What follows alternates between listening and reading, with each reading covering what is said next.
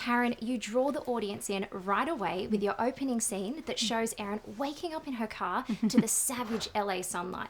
Now, this little scene tells us so much and it makes us want to know more. So can you explain why it's called Destroyer?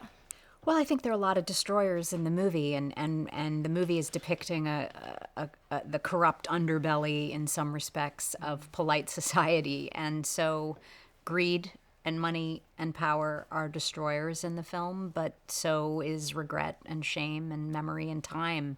So I feel like it was an all-encompassing and mysterious word that you could apply to the film in a lot of different ways.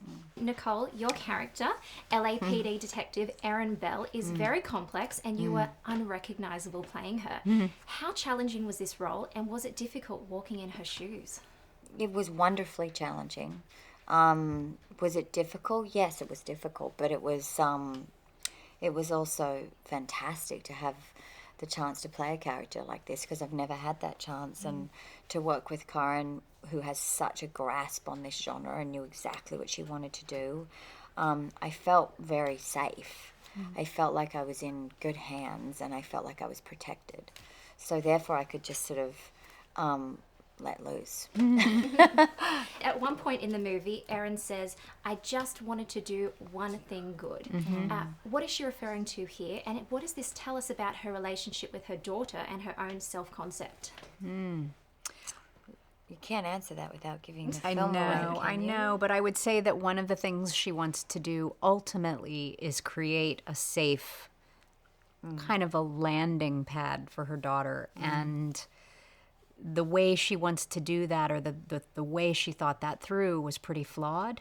But the impulse was what came from a really honorable place. Yeah. And so that's what makes the character interesting, is she's wanting to do the right thing. It's just the way she does it isn't always probably best for her and everyone around her.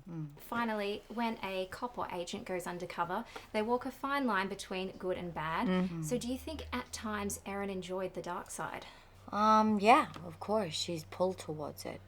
But she's also, she's making decisions that are quick fix decisions a lot of times. She's not thinking things through.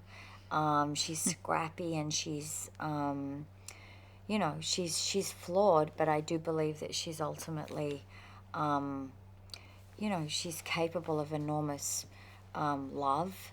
She just doesn't know how to do it. She's never been taught. And so much of human behavior, you have to be guided.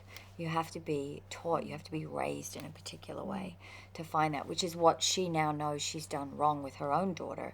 And she's sort of trying in her very jagged, clumsy way to rectify. And that's a wrap.